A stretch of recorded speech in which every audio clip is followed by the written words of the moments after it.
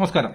ജിൻഡയ്ക്ക് നേരെ വന്നിരിക്കുന്ന വളരെ വലിയ ഒരു ആരോപണം തന്നെ കംഫർട്ടബിൾ ആക്കുന്ന രീതിയിൽ എന്റെ തുടകളിൽ കൈവച്ചു അല്ലെങ്കിൽ തുടയിൽ നുള്ളി എന്ന് പറയുന്ന അഭിഷേക് ജയദീപിന് നമുക്കറിയാം, അവനൊരു ഗേ ആണ്, സ്വവർഗ പ്രണയിനിയാണ് അല്ലെ. ഒരു സ്വവർഗത്തെ അല്ലെങ്കിൽ തന്നെ പോലൊരു ആണിനെ പ്രണയിക്കുന്ന ഒരു മനുഷ്യനാണ് അഭിഷേക് ജയദീപ്. അതായത് ആണാണെങ്കിലും പെണ്ണിന്റെ മനസ്സാണ്, അവൻ ആണിനോടാണ് ഇഷ്ടം, അതാണ് ഗേ എന്ന് നമ്മൾ പറയുന്നത്. അപ്പൊ അവന്റെ ദേഹത്തെ കൈവയ്ക്കുക എന്നുള്ളത്, അപ്പൊ അവന്റെ ദേഹത്ത് ഒരാൾ എന്ന് പറഞ്ഞാൽ നമുക്ക് വളരെ സ്വകാര്യമായ ഒരു ഭാഗം തന്നെയാണ് അല്ലെ. നമ്മുടെ സ്വകാര്യ ഭാഗങ്ങളുടെ ഏറ്റവും അടുത്ത് വരുന്ന ഒരു സ്ഥലത്ത് അവിടെയാണ് അവൻ കൈവച്ചിരിക്കുന്നത്. അപ്പൊ അവിടെ ഒരാൾ കൈവയ്ക്കുക, രാത്രി ഒരാൾ കൈവച്ചു എന്ന് പറയുമ്പോൾ അതൊരു ചെറിയൊരു ആരോപണമല്ല, അതൊരു വലിയ ആരോപണമാണ്. ഒന്ന്. രണ്ടാമത്തെ കേസ് ഈ പറയുന്ന ജിൻഡ തന്നെ സമ്മതിക്കുന്നുണ്ട്, ഞാൻ അറിഞ്ഞുകൊണ്ടാണ് ആദ്യം അവിടെ കൈവച്ചത് എന്നുള്ളത് ജിൻഡ സമ്മതിക്കും. രണ്ട് പ്രാവശ്യം കൈവച്ചത് ഞാൻ അറിഞ്ഞില്ല എന്ന് പറയുന്നത് നമുക്ക് വിശ്വസിക്കണമെങ്കിൽ നമ്മൾ വേറെ എവിടെയെങ്കിലും നമുക്ക് അരി ആഹാരമല്ല നമ്മൾ കഴിക്കുന്നത് എന്ന് മനസ്സിലാക്കണം. അതുമല്ല, ഇവിടെ ജിൻഡയ്ക്ക് നേരെ വരുന്ന ആരോപണങ്ങൾ ആദ്യത്തെ പ്രാവശ്യമല്ല, പല തരത്തിൽ നിന്ന് അതായത് പെൺകുട്ടികളുടെ ഭാഗത്തു നിന്ന് വന്നിട്ടുണ്ട്, ആൺകുട്ടികളുടെ ഭാഗത്തു നിന്ന് വന്നിട്ടുണ്ട്. ഇപ്പം നിരന്തരം ജിൻഡയ്ക്കെതിരെയായിട്ട് ഇതുപോലുള്ള ആരോപണങ്ങൾ വരുന്നുണ്ട്.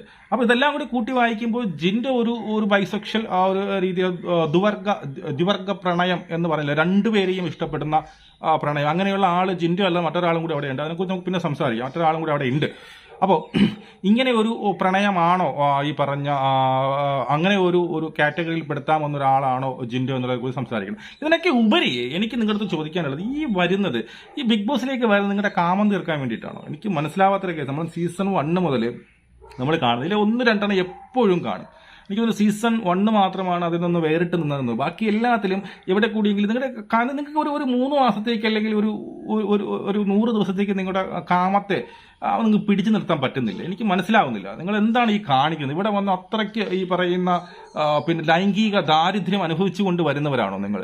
ഇവിടെ വന്നിട്ടാണ് എല്ലാവരും ചെയ്യുന്നത്. നമ്മൾ ഒരുപാട് ഈ സീസണിൽ തന്നെ ഒരുപാടുണ്ട് അല്ലേ. നിങ്ങൾ പുറത്ത് അത്രയ്ക്ക് പിന്നീട് സെക്ഷൽ ഫ്രസ്ട്രേഷൻ അനുഭവിച്ച് വരുന്നവരാണ്. അവിടെ വന്നിട്ട് നിങ്ങൾക്ക് എന്താ സംഭവിക്കും? ശരിയാണ്, ഈ വീട് അങ്ങനെ ഒരു വീടാണ്, ആ വീട്ടിൽ നമ്മൾ മറ്റാരും കാണുന്നില്ല, മറ്റാരുമില്ല, ഇവരുമൊക്കെ ഉള്ളൂ, ഒക്കെ ശരിയാണ്. എങ്കിലും കൺട്രോൾ വേണ്ടടേ നിങ്ങൾക്കൊക്കെ.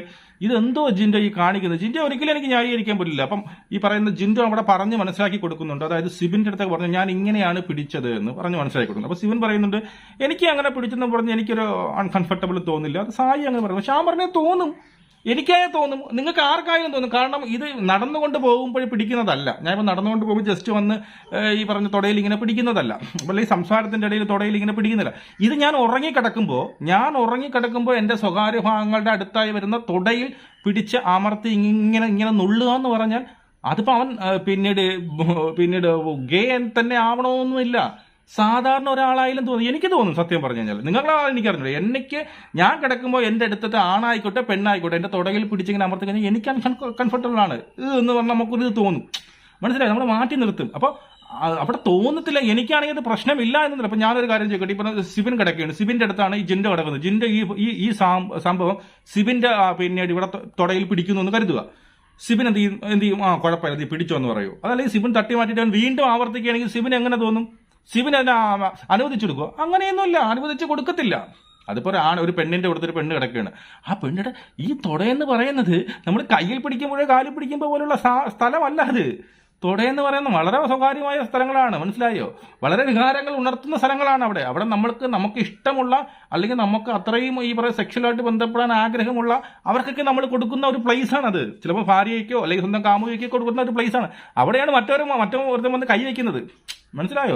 അതിപ്പോ എനിക്കത് കംഫർട്ട് ആയില്ല എന്ന് പറഞ്ഞു കഴിഞ്ഞാൽ എനിക്കത് വിശ്വസിക്കാൻ പറ്റില്ല. എനിക്കാണെങ്കിൽ അൺകംഫർട്ടബിൾ ആവും. എനിക്ക് തോന്നുന്നു ഭൂരിഭാഗം ആൾക്കാർക്കും അൺകംഫർട്ടബിൾ ആവുന്നുണ്ടോ? ഞാൻ പറഞ്ഞത് സംസാരത്തിന്റെ ഇടയിലോ അല്ലെങ്കിൽ ഒരു നടന്നു പോകുമ്പോഴോ അറിയാതെയൊക്കെ ഇങ്ങനെ പിടിക്കുന്നത് പോലെ അല്ലടാ രാത്രി ഉറങ്ങിക്കിടക്കുന്ന ബെഡിന്റെ ഇടയിൽ വന്ന് ഒരുത്തന്റെ തുടയിൽ പിടിക്കുന്നത്. തുടയിൽ ഒരു വട്ടം നീ പിടിച്ച് പിതുക്കി അവൻ തട്ടി മാറ്റില്ല, വീണ്ടും ആവർത്തിക്കണം. നിന്റെ എന്ത് മനസ്സാണ് നിനക്കുള്ളത്? നീ എന്ത് ന്യായീകരണമാണ് നിർത്താൻ ശ്രമിക്കുന്നത്? ഒരു ന്യായീകരണത്തിൽ പറഞ്ഞിട്ട് കാര്യമില്ല. നീ അവിടെ സെക്ഷൽ ഫ്രസ്ട്രേഷൻ കൊണ്ട് നീ കാണിച്ചു കൂട്ടുന്ന സംഭവങ്ങൾ ഇതുവരെ ഞാൻ ഈ തുടക്കം മുതൽ പറഞ്ഞിട്ടുണ്ട്. ഈ ജിൻഡോ എന്ന് പറഞ്ഞ മത്സരത്തിൽ എനിക്ക് ഒരു കാലത്തും എനിക്ക് അക്സെപ്റ്റ് ചെയ്യാൻ പറ്റിയിട്ടില്ല. ഞാനൊരു സാധാരണക്കാരനായതുകൊണ്ട് തന്നെ ഇങ്ങനെ കള്ളം പറയുന്നത്, നാക്കെടുത്ത കള്ളവും കാര്യങ്ങൾ പറയുന്ന ഒരു മത്സരത്തിൽ ഞാൻ ഇതുവരെയും സപ്പോർട്ട് ചെയ്യത്തില്ല. എനിക്ക് ഈ ഷോ എന്ന് പറഞ്ഞ സാധനം ഞാൻ കുറെ കാലം കൊണ്ട് കാണുന്നില്ല. അപ്പൊ അതിനകത്ത് ജയിക്കുമ്പോൾ അതിനൊരു ക്വാളിറ്റി വേണമെന്ന് ഞാൻ ആഗ്രഹിക്കുന്ന ഒരു മനുഷ്യൻ കൂടിയാണ്, മനസ്സിലായോ? അതുപോലെ ഇത് കള്ളം പറഞ്ഞുകൊണ്ട് പ്രേക്ഷകരെ പറ്റിച്ചുകൊണ്ട് പിന്നീട് ജയിക്കുന്ന അങ്ങനെ ഒരു ഗെയിം സ്ട്രാറ്റജി കൊണ്ടുവരുന്നവരെ സപ്പോർട്ട് ഞാൻ ചെയ്യത്തില്ല. അതുകൊണ്ട് തന്നെയാണ് ഞാൻ ജിൻഡയെ സപ്പോർട്ട് ചെയ്തത്. പിന്നെ ഇന്നലെ ഞാൻ സപ്പോർട്ട് ചെയ്ത് വീഡിയോ ഇട്ടു, ആ ഒരു ഗെയിം ചേഞ്ച് എനിക്ക് ഇഷ്ടപ്പെട്ടു എന്ന് പറഞ്ഞിട്ട്. അതൊക്കെ ഞാൻ വിടും. അതിന് ശേഷം കരഞ്ഞത് ഇഷ്ടപ്പെട്ടില്ല എന്ന് ഞാൻ പറഞ്ഞു. അപ്പൊ അവിടെയാണ് എന്റെ ഒരു ക്വസ്റ്റ്യൻ വന്നത്. അപ്പൊ ഇവിടെ ഇതുപോലുള്ള ഒരു അഭിഷേകിനെ കുറ്റം പറയുന്ന ഒരു അഭിഷേക് ഇതുവരെ അവൻ കള്ളമല്ല പറഞ്ഞിരിക്കുന്നത്. അവൻ പറഞ്ഞത് സത്യമാണെന്ന് ജിൻഡോ സമ്മതിച്ചു. എന്നെ ഇതുപോലെ രാത്രി വന്ന് ഇവൻ തുടയിൽ പിടിച്ചു അമർത്തി, ഞാൻ കൈ തട്ടി മുതൽ വീണ്ടും 2 പ്രാവശ്യം ശ്രമിച്ചു എന്നാണ് പറയുന്നത്. അതൊന്നും നിഷേധിക്കുന്നില്ല ആര് നമ്മുടെ ജിൻഡോ നിഷേധിക്കുന്നില്ല.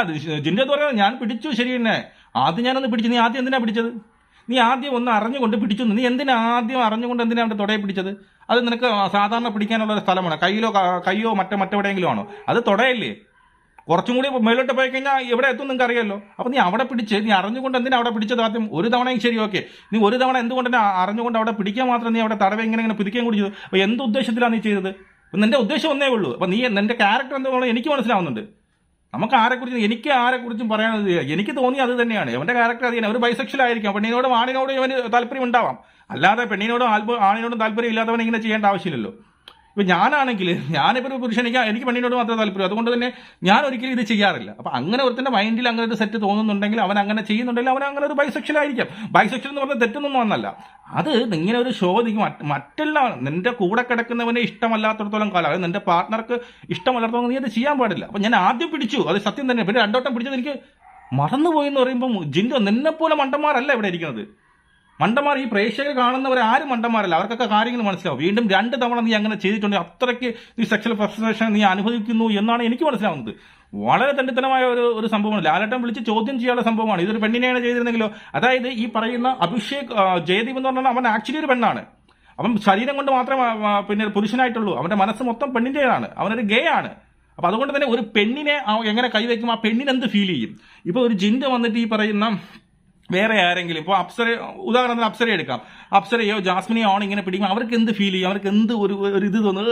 എന്റെ ഇവിടെ പിടിച്ചില്ലേ? അതേ സെയിം ഫീലാണ് ആക്ച്വലി ആർക്കുണ്ടാകുന്നത്? ഈ പറയുന്ന അഭിഷേകിനുണ്ടാകുന്നത്. അഭിഷേക് അവിടെ വന്ന് അതിനെ ഒരു വിക്ടിം കാർഡ് എടുക്കാനോ അല്ലെങ്കിൽ പിന്നെ ബിഗ് ബോസിനോട് പറഞ്ഞുകൊണ്ട് ഇവനെ പുറത്താക്കണോ അങ്ങനെയൊന്നും പറഞ്ഞില്ല. എനിക്ക് ഇങ്ങനെ ഒരു അനുഭവം ഉണ്ടായി.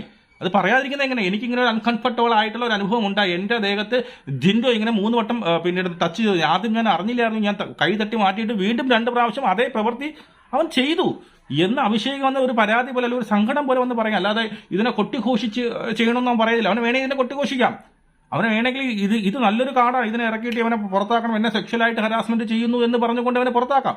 അപ്പൊ ഇവിടെ നമ്മൾ ഒരാളെ സപ്പോർട്ട് ചെയ്യുമ്പോൾ, അന്ധമായിട്ടുള്ള വിശ്വസിക്കുമ്പോൾ അവരുടെ തെറ്റുകളും കൂടി പറഞ്ഞ് മനസ്സിലാക്കി കൊടുക്കണം. അവർക്കൊരു തെറ്റ് ചെയ്യുമ്പോൾ തെറ്റെന്ന് പറയാനുള്ള ചങ്കൂട്ടും കൊടുക്കണം. അങ്ങനെ ആയിരിക്കും ഫാൻസ്. അവരെ ഇഷ്ടപ്പെടുന്നവരങ്ങനല്ല. അവൻ ചെയ്യുന്ന എല്ലാ തെണ്ടിത്തനത്തിനും കൂട്ടു നിന്ന് കഴിഞ്ഞാൽ ഞാൻ കൂട്ടത്തേക്കില്ല, ഞാൻ അതിന് പ്രതികരിക്കുക തന്നെ ചെയ്യും. അപ്പോൾ ഇന്ന് ജിൻഡോ കാണിച്ചത് ഒരു തെണ്ടിത്തരം എന്ന് തന്നെ പറയാൻ പറ്റത്തുള്ളൂ. അത്രയും വൃത്തികെട്ട ഒരു പരിപാടിയാണ് ജിൻഡോ കാണിച്ചത്. അത് ഇനിയും അവൻ അവിടെ ഉണ്ടാവും. അവനത് അക്സെപ്റ്റ് ചെയ്യുന്നു. ഞാൻ തുടയിൽ പിടിച്ചു എന്ന് അക്സെപ്റ്റ് ചെയ്യുന്നു. അങ്ങനെ അവൻ പിടിച്ചിട്ടുണ്ടെങ്കിൽ വളരെ മോശപ്പെട്ട പരിപാടിയാണ്. നിനക്കങ്ങനെ രാത്രി കാലങ്ങളിൽ ഉറങ്ങി കിടക്കുമ്പോൾ എനിക്ക് രാത്രി കാലങ്ങളിൽ മറ്റുള്ളവരെ പിടിക്കുന്ന സ്വഭാവം അങ്ങനെ ഉള്ളവനാണെന്ന് പറയുന്നത് അത് വല്ലാത്തൊരു സ്വഭാവമാണ് കേട്ടോ. രാത്രി കാലങ്ങളിൽ വേറെ എവിടെയും പിടിക്കുക, തുടയിൽ തന്നെ അല്ലെങ്കിൽ സ്വകാര്യ ഭാഗങ്ങളിൽ തന്നെ പിടിക്കുക എന്ന് പറയുന്ന ഒരു അസുഖം നിനക്കുണ്ടെന്ന് ഞാൻ അറിയില്ല. അങ്ങനെ ഒരു അസുഖം ഞരമ്പനം നമ്മൾ പറയും. അങ്ങനെ അസുഖമുള്ളവനാണ് ഞരമ്പനം എന്ന കോഴി എന്നൊക്കെ നമ്മൾ വിളിക്കുന്നത്. അപ്പോൾ ആ അസുഖം കൊണ്ട് ചികിത്സിക്കുക പോയി. ബിഗ് ബോസിൽ നിന്ന് ഇറങ്ങി വേറെ എവിടെയെങ്കിലും പോയി ചികിത്സിക്കുക. അല്ല ഇവിടെ വന്ന് നിങ്ങൾക്ക് ഫ്രസ്ട്രേഷൻ തീർന്ന് നിങ്ങളുടെ കാമ കടി തീർക്കാനുള്ള സ്ഥലമല്ല ബിഗ് ബോസ്. നമുക്ക് വീണ്ടും കാണാം. ജയ് ഹിന്ദ്.